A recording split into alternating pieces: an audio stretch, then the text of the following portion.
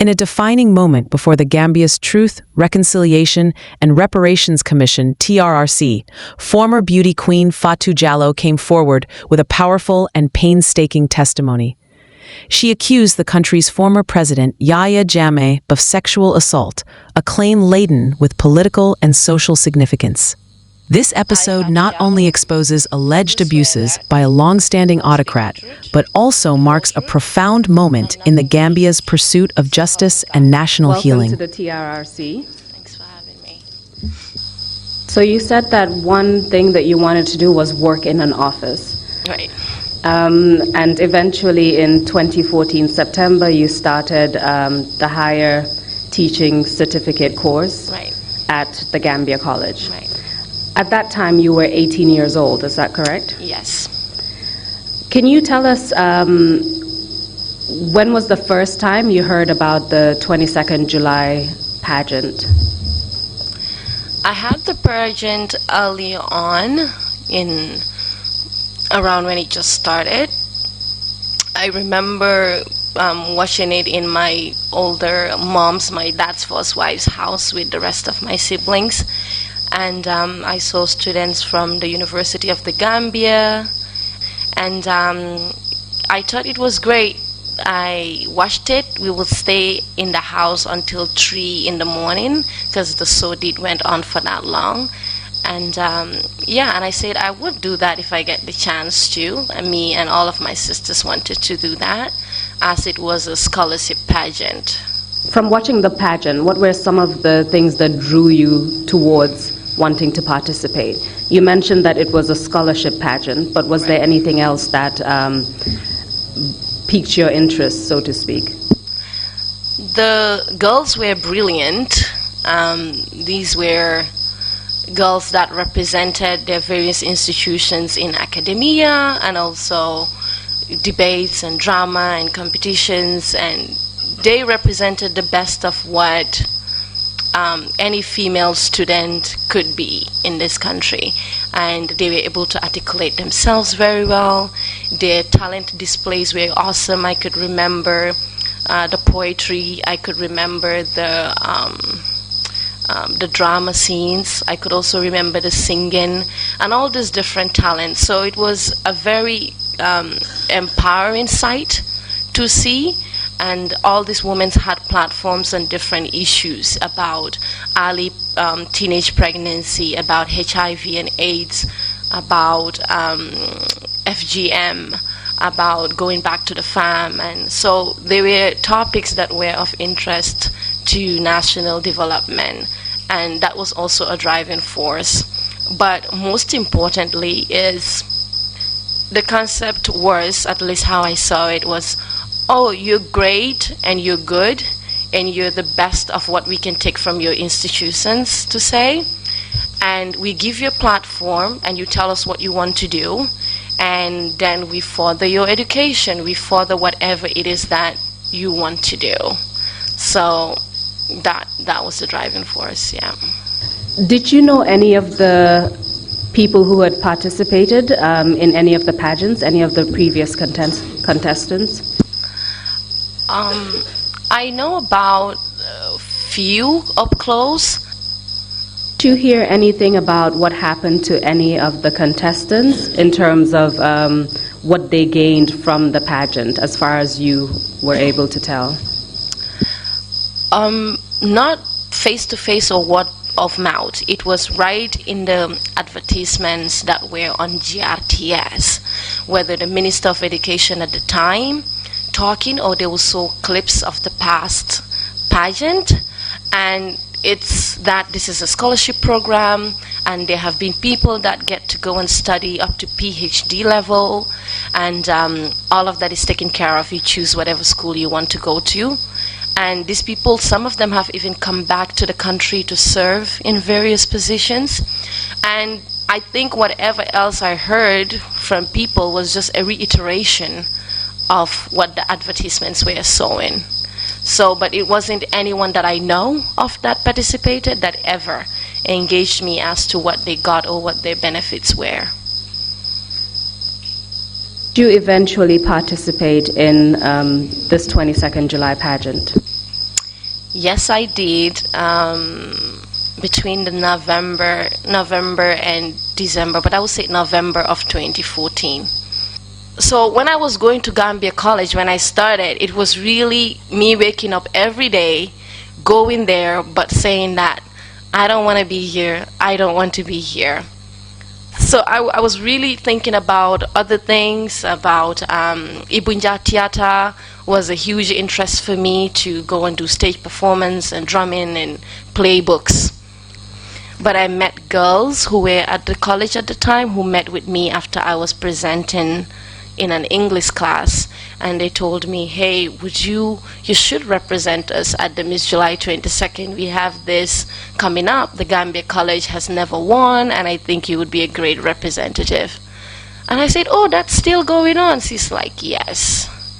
Then she's like, oh, you don't have to do anything, just give me your name and I will drop it off at Mrs. Carlos, who was training us at the tertiary school level. So that is how it was reintroduced to me, and that is how my name was put into the ballot to participate to represent the Gambia College. You mentioned Miss, is it Carlos or? Madame Carlos. Madame Carlos. Yes. Who was responsible for training? Training, yeah. What kind of training are you referring to? With our platforms, and also with etiquettes, table etiquettes. I remember we went to the lunch room of the college and how to use a fork and a knife. She was a very sweet but very strict lady. And also on stage presence and how to present an idea. Basically everything surrounding pageantry. Yeah. And how long did your rehearsals take? I came in after they've already had like 3. It all happened in a very short span. November? Yeah, but it all happened in a very short span. And I came in on the 4th rehearsal, and that is because I met this same group of girls again.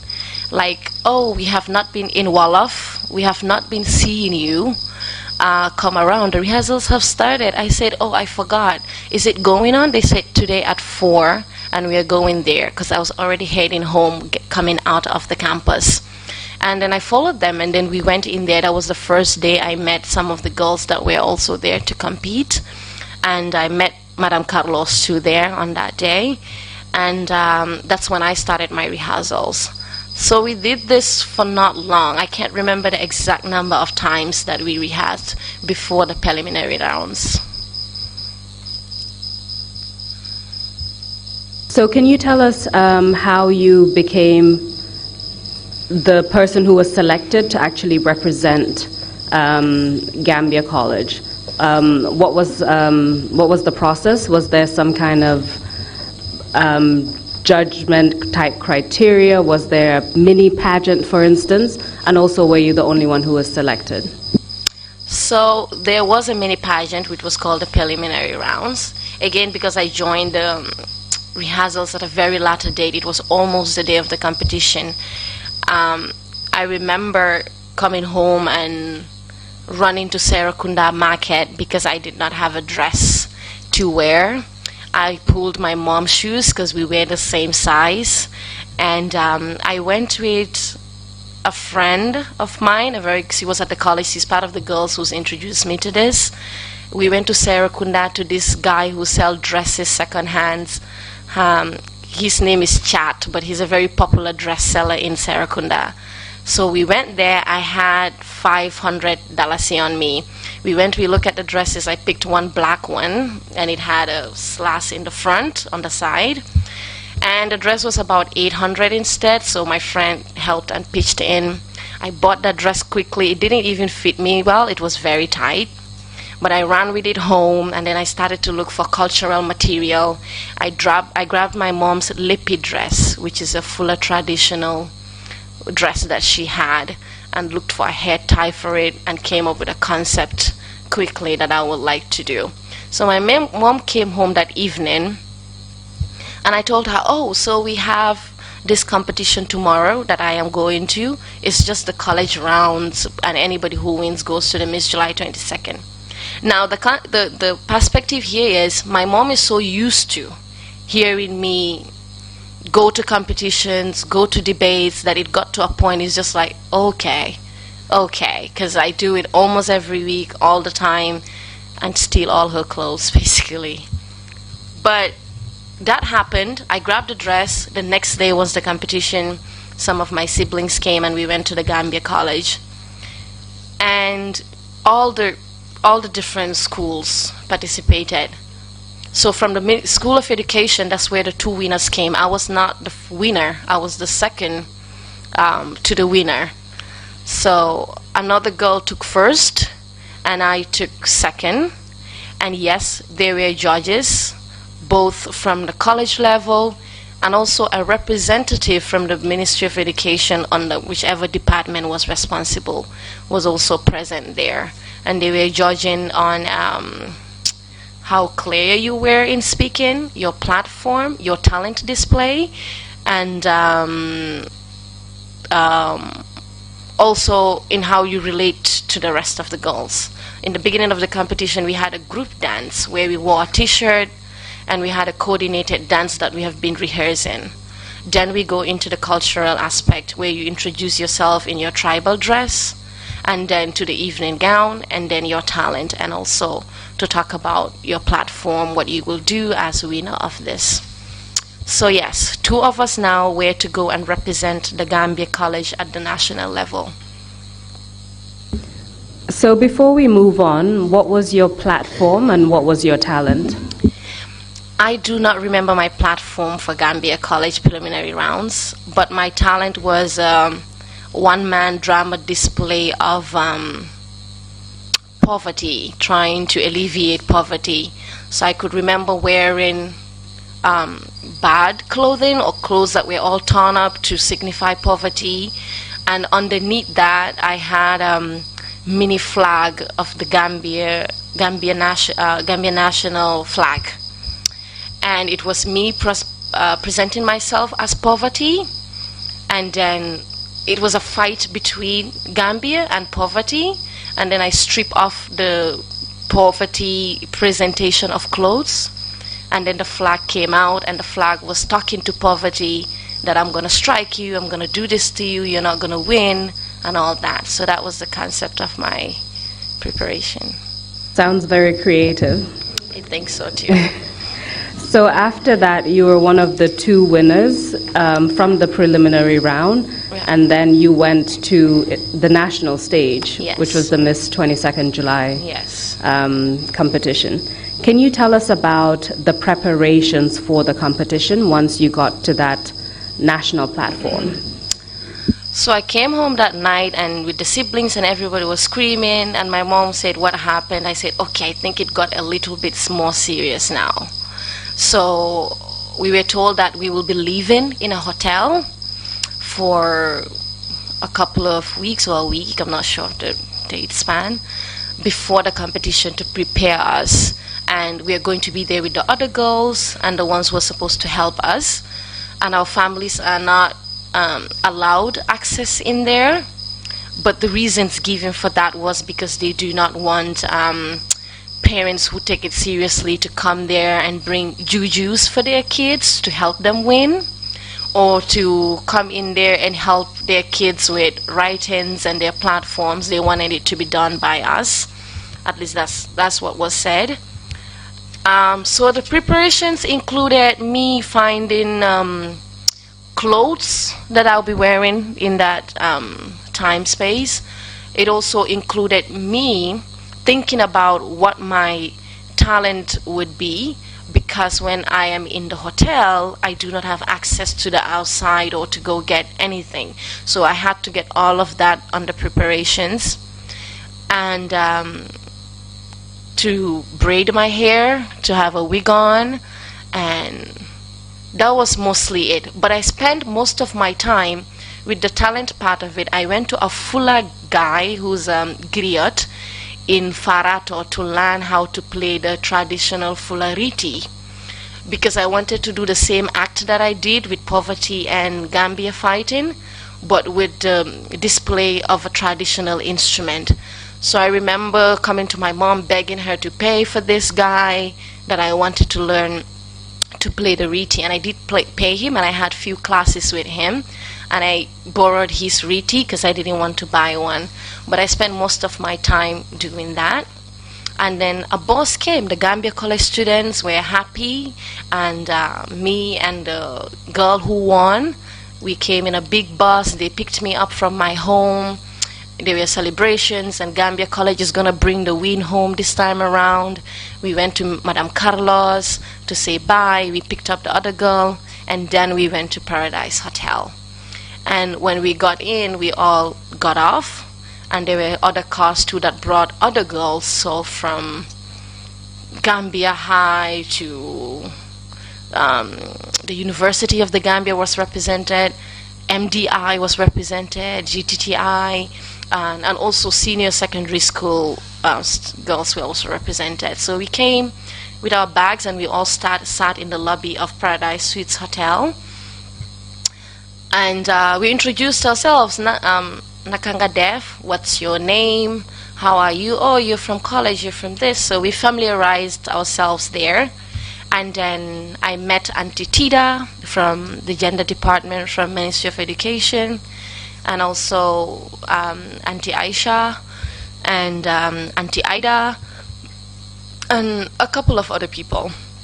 And then we were given rooms, and in each room it was 2 of us that were in the room. I remember I was in the room with a girl from the University of the Gambia as well, a Fuller girl, and we were in 2 in rooms. Yeah. Do you remember how big the group was? I would say about 22, not specific. After you familiarized yourself with each other, introduced yourselves to each other, were you given any kind of briefing on that day about what to expect, or what would happen during your time there? Right. I do not remember the specific details. I think we were asked to go to our room straight to put our bags down, and then we will meet back down at a specific time. And then we did.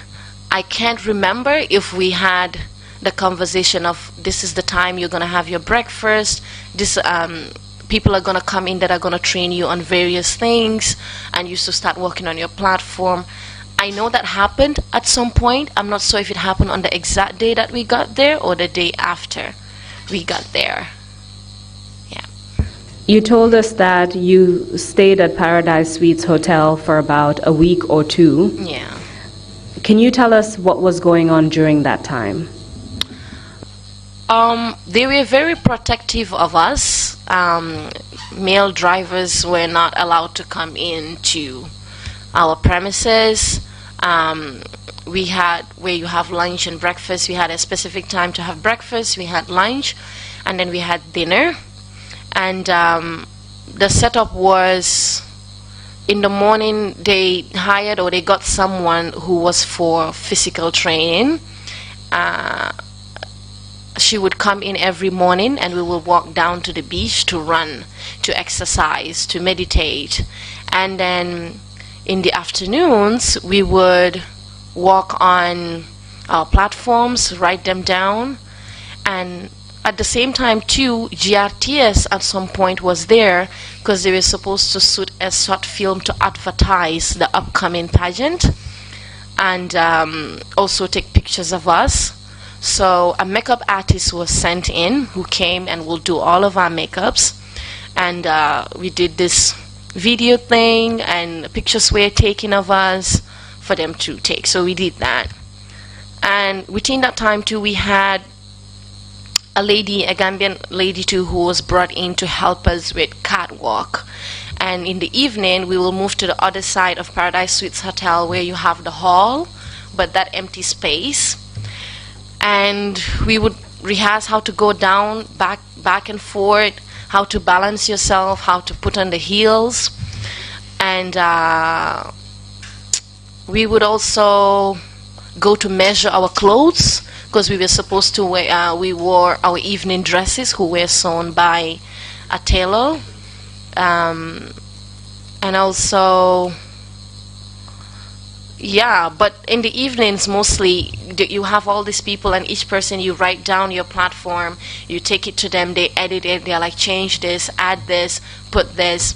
And then we also rehearsed our group dance that you do at the beginning, which takes a long time because everyone has to be in line. But most of the time the atmosphere there was like really good. It was like a girls camping, especially for me. And I'm very introverted sometimes. It's only when I'm in public I am kind of extroverted, but I will always go back to my corner because I was very focused on the talent part of it to get my Riti right. And I was a bit worried because I did not have the actual Riti with me at the time.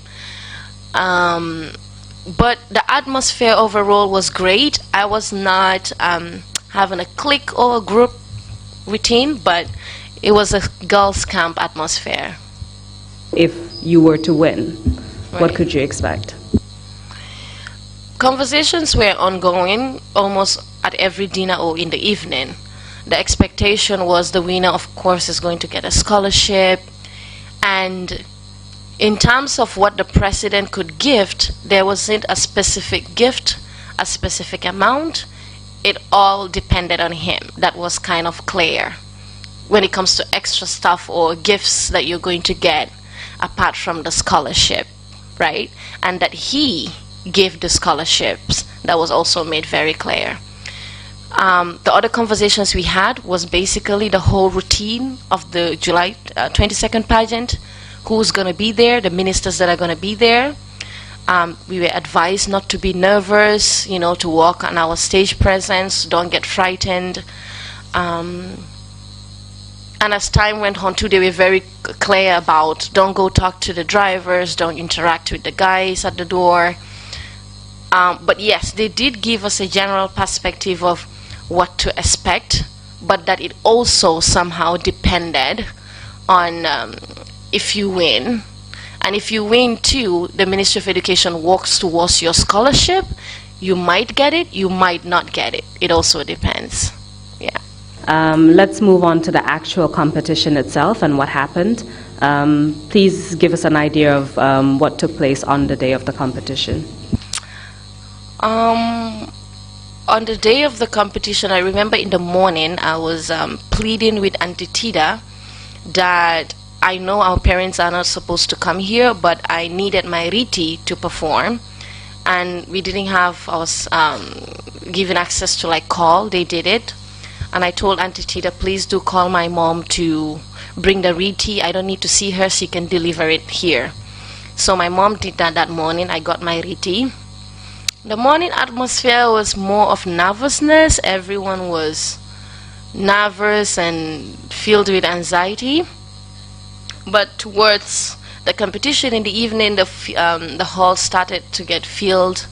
There's a backstage where we prepared and we had our clothes for both evening wear, traditional, and also the dance we are supposed to do. All schools came. The Gambia College were there to support. All these other institutions and schools were also there. And you have a front row where you had ministers ranging from Minister Fatou Fai to all the other ones were there.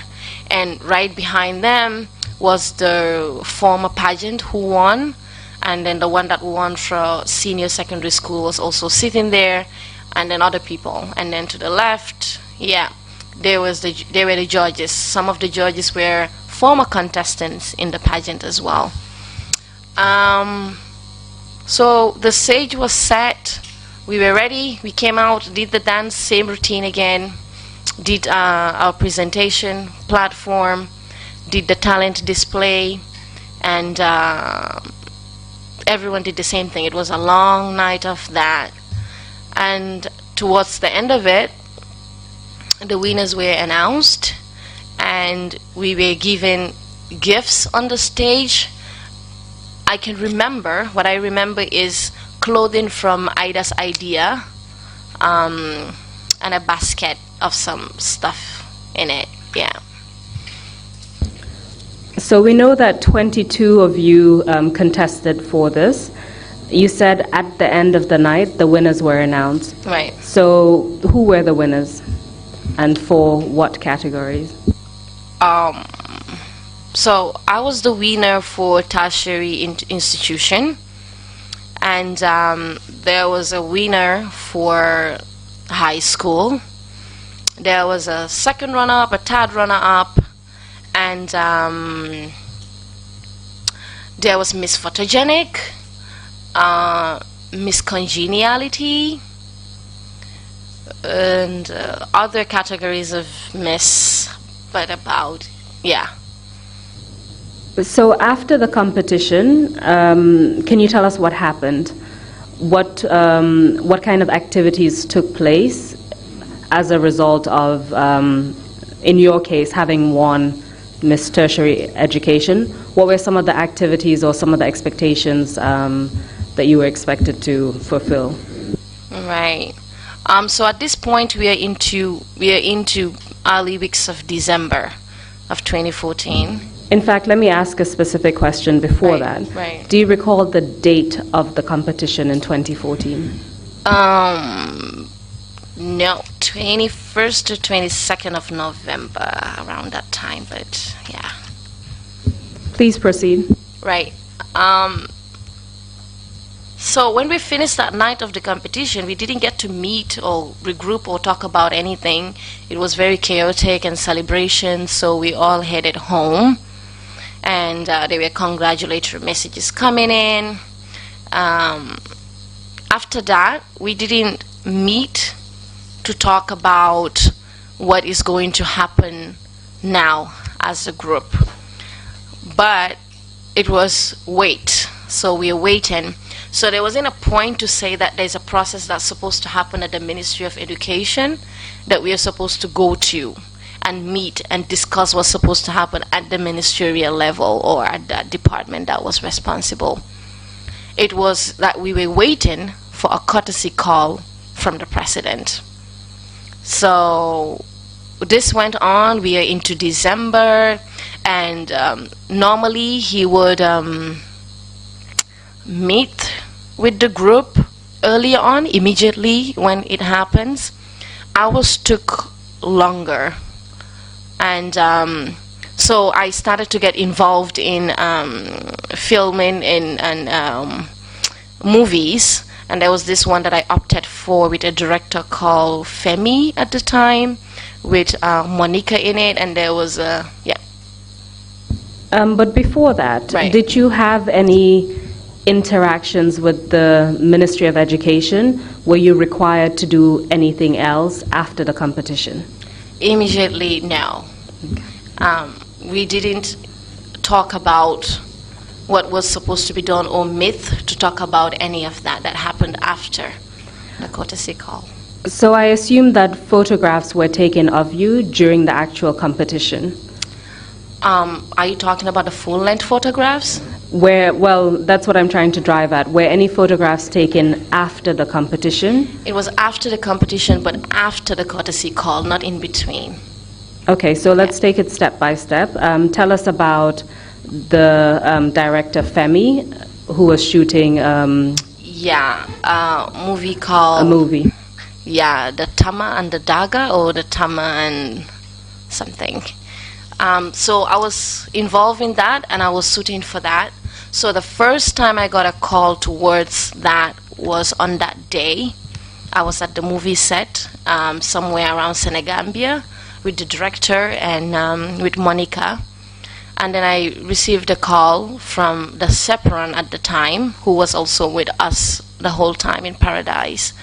And then she told me that there is an event at the State House, and the president is being awarded with a certificate of food self-sufficient Pan-African something from an organization outside of the Gambia, and that is being celebrated, and we are supposed to be there. I was already in my attire for the scene, so I told her that I will not be able to come for that event. She said, but this is like the first event. I said, I know, but I really cannot come. And then that was where we cut off the conversation, yeah. What is the name of the chaperone that you're talking about? It's okay, I can say the names, right? Okay. Yes. Aisha, that is Auntie Aisha. So representative of the gender unit of the Ministry of Education. Yeah. Yes. So please continue. What happened after that phone call? Few minutes after that phone call, then I received a call from Jammeh. So I guess at this point Aisha has related back to her or whoever made the call to let them know that we are supposed to go. And she called me and I pick up, and it was with a no caller ID. And then she told me that I have to come. This is an event that I have to come to. Wearing the crown comes with responsibilities, and all the girls being there and I'm not being there doesn't look good. And I told her at that time that I was menstruating, which was a lie, and that I had stomach cramps and I cannot come. So when she hung up, I think she called back again at the office. Yeah. Did you know who she was when she called you? No, I didn't. So you hadn't met her before that first phone call? No, I have never met her. Did she introduce herself? No, she just said that I'm calling from the protocol office. And you said she called with a no caller ID, so Yes. an unknown number? Yes. And did she say how she got your number, for instance? No. So after that phone call, what happened? I'm assuming she called back to the office or the gender department to say that I do have to come. So here I should have clarified with my mom what happened. But because my mom also works at the Ministry of Education, but under curriculum or another department, a colleague who heard that I'm insisting to come, and when Jammeh called, or whichever protocol called, apart from the one who called me, was insisting that I have to come to the State House for this event. My mom called me. She was there with an auntie of mine who works at the ministry called Auntie Jabate. She called and said, in Mandinka, Muna ite fanang ye kumandi muna ta, like you've been called, just go. And I told my mom, I cannot go. I am right in this scene, like this is a lifetime opportunity. There are so many other events that are going to happen. I already told them that I have cramps. And she said to me, but they're going to come for you anyway, so, you know, where are you? So I told my mom where I was. And I was there.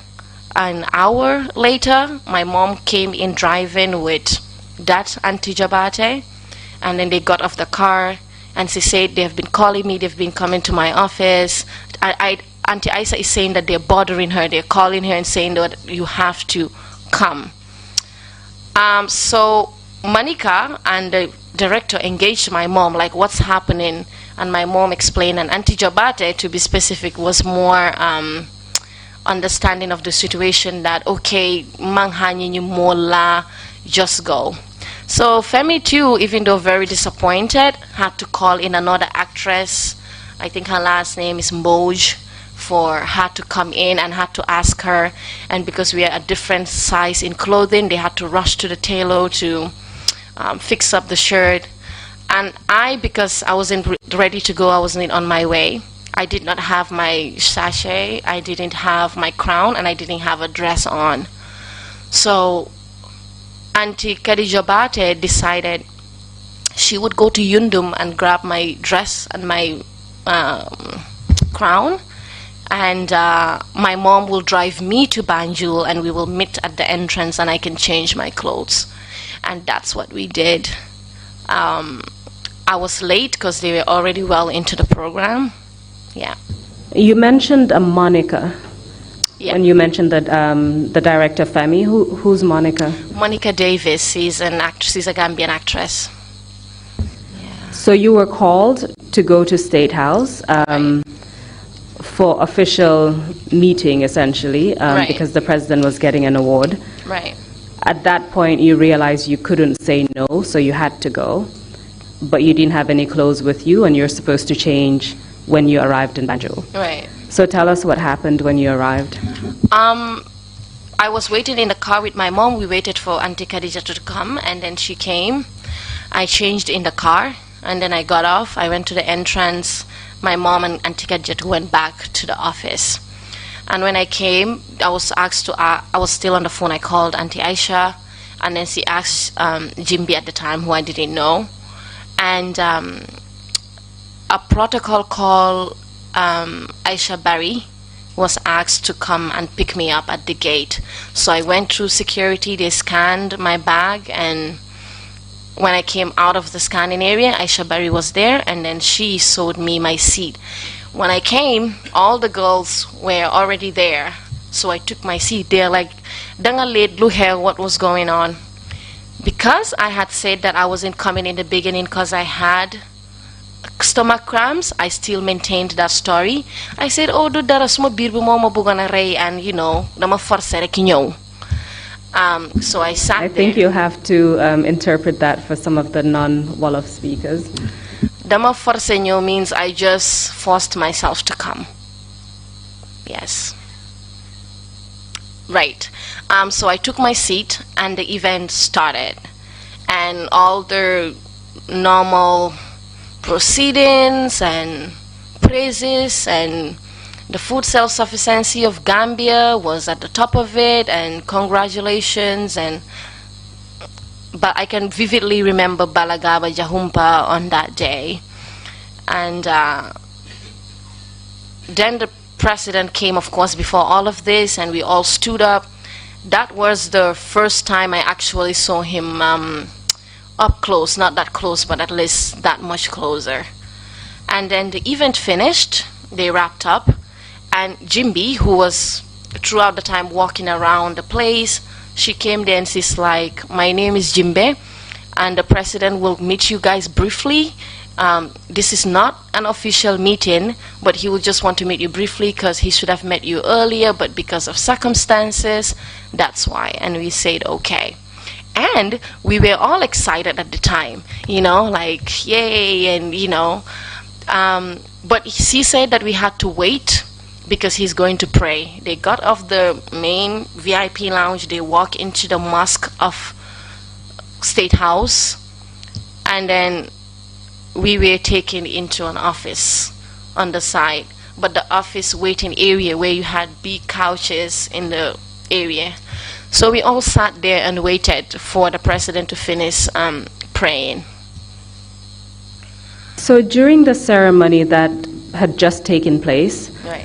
did you have any role as winners or former contestants? Did you have any role to play at all during that ceremony?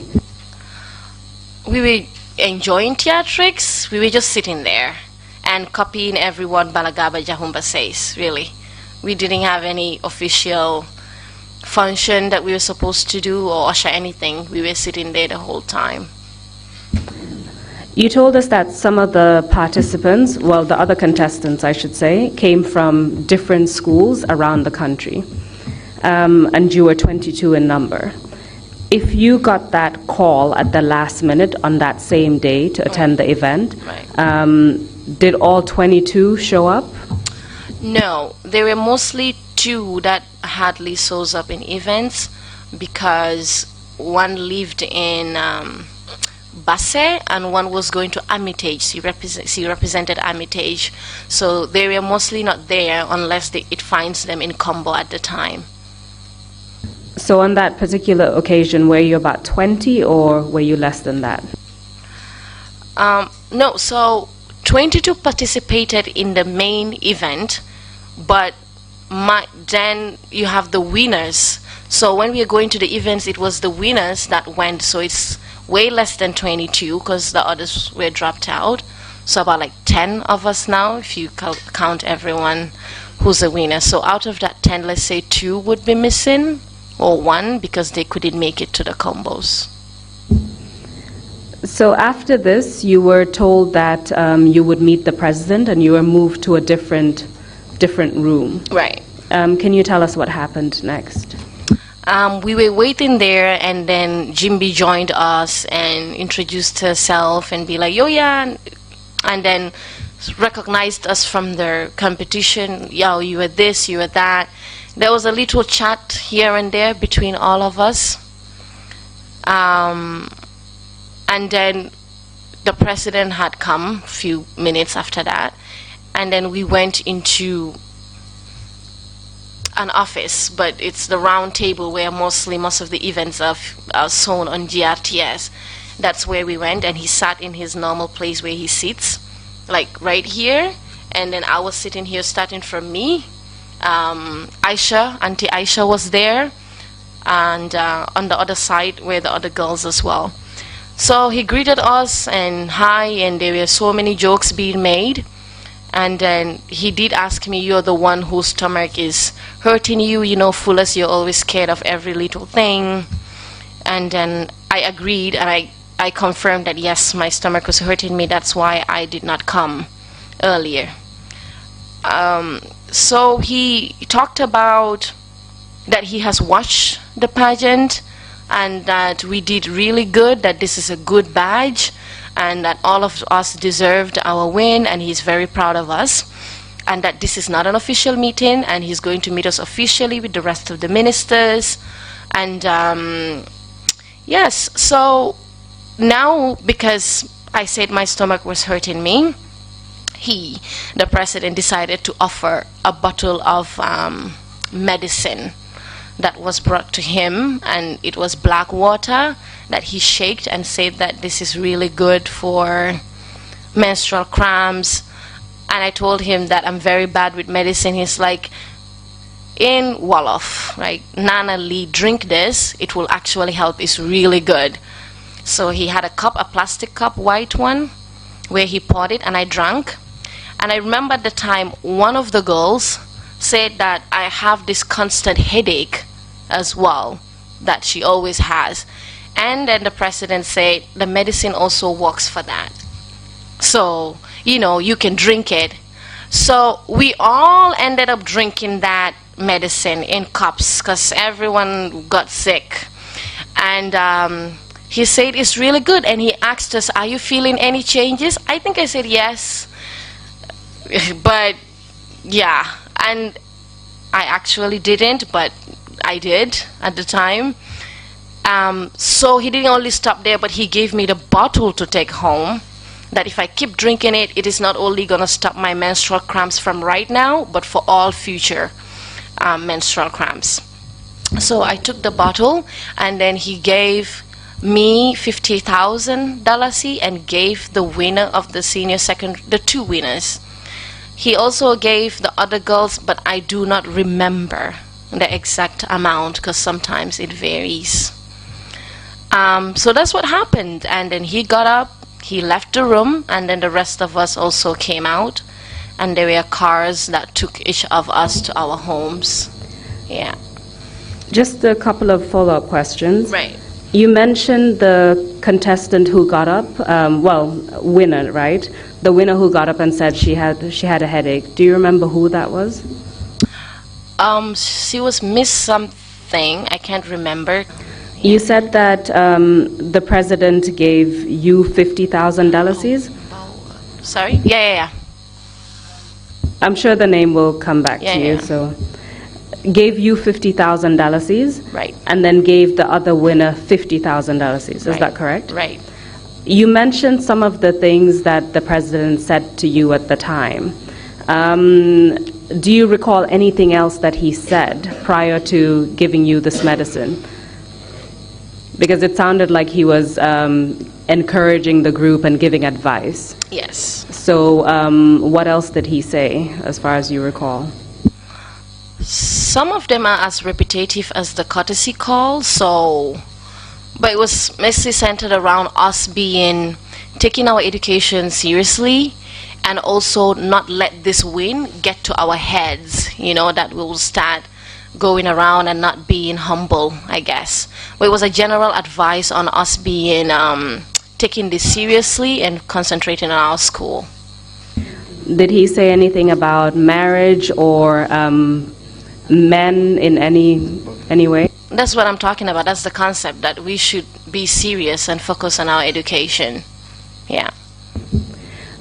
When he was giving you this advice as well as encouragement, how did you feel at that point? I felt that he cared, and that it was a timely advice, because a lot of people, regardless of what pageantry is or under what it is organized, a lot of people try to sexualize pageants or women on stage in general. So I thought it was a great advice for us not to kind of fall for that. Yeah, so I felt like it was a responsible advice to give. You mentioned the black liquid that you were given, the liquid that cures menstrual cramps as well as headaches. Right. When you drank it, could you tell what it was, what it consisted of? No, it just looked like charcoal, but it didn't have a specific taste for me to be able to say this is what it is. I really don't know. But when he asked if you were all feeling better, you said yes. I remember saying yes and other people, but I don't know who from who, but I remember saying yeah. What made you say yes? I don't know. I think it's just instincts in the moment.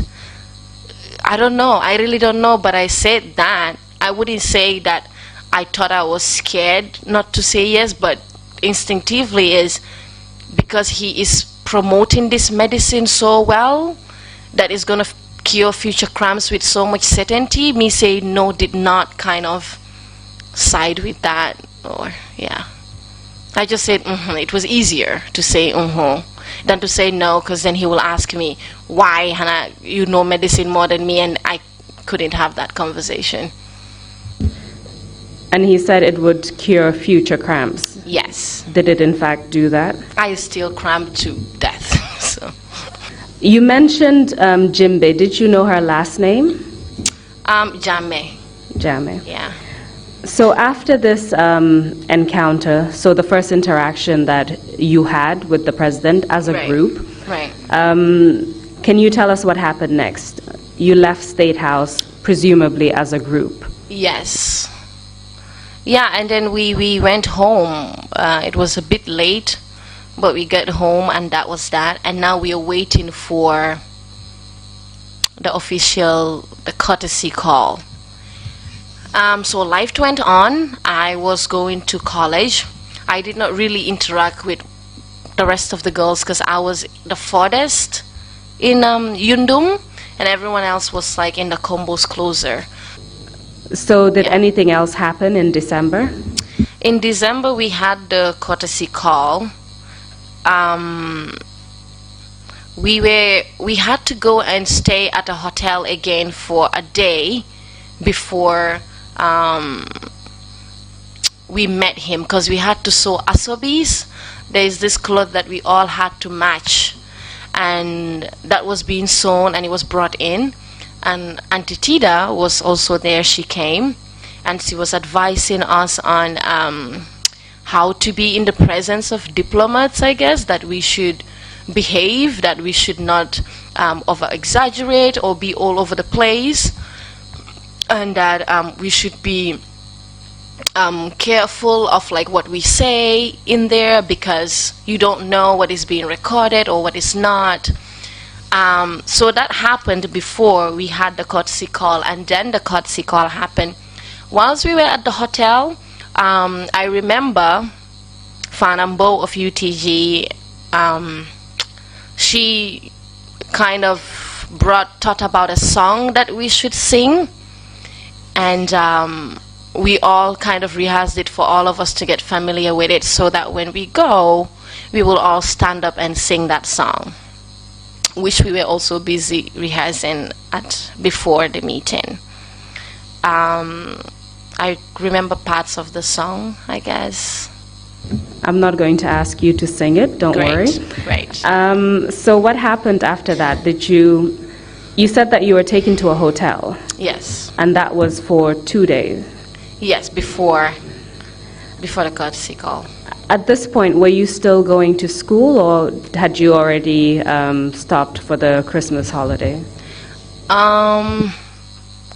I'm not sure if we have stopped, but what I know is between this time and subsequent times to come, I was missing a lot of days in school whenever we are to have any of these events, or let's say later on in February for the whole independence celebration, or if we had to go to Kanilai, I wouldn't be at the college those days. I remember the headmistress of college calling my mom, or they met at some conference, and she told my mom, "Lujot suñ dom bi, like, what is wrong with our daughter? She misses days in school." And my mom came to me and she said, "Oh, the headmistress notices that you miss days in school."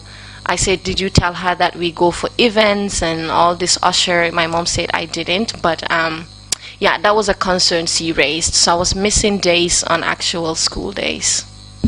So let me get this straight. Right. This was a scholarship pageant with Yes. emphasis on education and school. Right, You met the president, who again reiterated the importance of going to school. right, However, your responsibilities as a winner meant that you had to miss a lot of school because you had to attend a lot of events. yes. Okay. You said that at some point you had the actual courtesy meeting with the president. Right. So this was after you had spent 2 days at a hotel. Yes. And received advice about how to comport yourselves in the presence of diplomats. Yeah. Tell us what happened at that courtesy meeting. Where was it, and what happened? It took place at the State House in Banjul, and on one side of that long table, that popular same table, was us, the girls, and on the other side was ministers from the vice president of the country at the time, minister of education at the time, to other ministers that were there. And then the president was also there. GRTS was also present, so it was filmed on national TV. And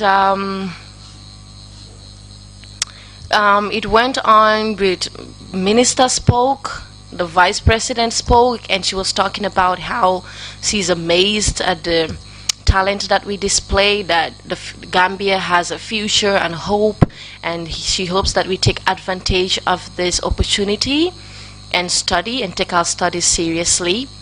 The Minister of Education went on around about the same. Some of the ministers spoke. I spoke on behalf of the girls, and I remember thanking him for empowering women. I remember thanking him for giving us an opportunity for a lifetime, and that we will take this opportunity and we will run with it and we will make the best of this opportunity. And what a great experience it has been to be part of this whole thing, and how I am inspired that we do have a female vice president.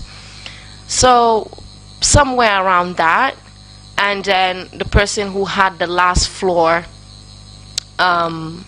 was the president himself, and he went on again about advice on not just jumping into marriages, and also concentrating on our schools, and also developing our skills, and then to make sure we come back to the country to serve when we are done studying.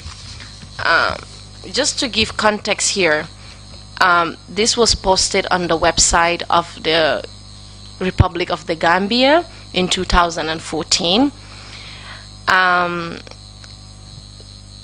He said Professor Jammeh congratulated the victors for their achievement, noting that he was amazed by the level of talent exhibited during the contest, and encouraged them to take their education seriously, and to utilize their time wisely. He also advised them to be respectful, to be supportive to their parents, and as well as to safeguard their self-esteem, shy away from looking low upon other people, and endeavor to serve as good role models for young people.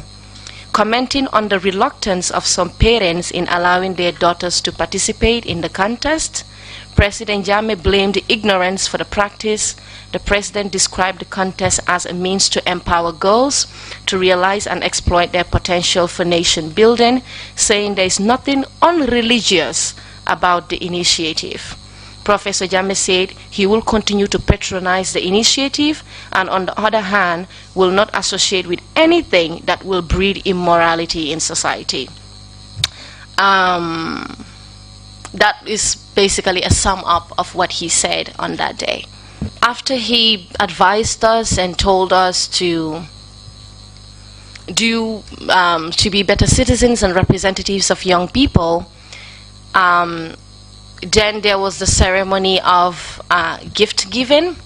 Again, on that occasion, as filmed on GRTS, there wasn't any talks about the process of the scholarship or what or who to get back to, or when is the process of the scholarship going to start.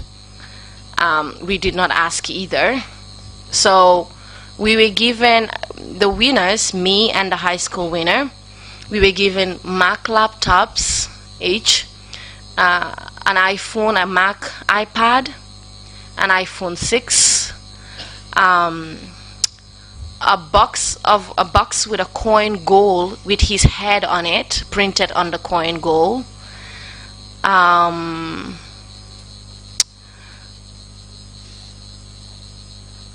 cash prize, I think, yeah. And the other that I know I got as a winner with the other winner of the high school, and the rest of the girls didn't get the laptop or the coin, but they did get the iPad and an amount of money as well. Yeah. Do you recall how much money was given? $200,000. So from the document that you provided, Right. it says that you and Yaya Jammeh, who No. was I believe she was one of the winners. This is the winner of the high school. High school. Yeah. Received $200,000 Right. each. Is that correct? Right. And then for the other winners, they received $100,000 each. That's Yeah, the cash about prize. there. Yeah. So after giving you these gifts, what else happened during that meeting? We dispersed actually. After the whole ceremony, we took pictures. We stood up. We took pictures with the gifts in our hands, and yeah, we went home.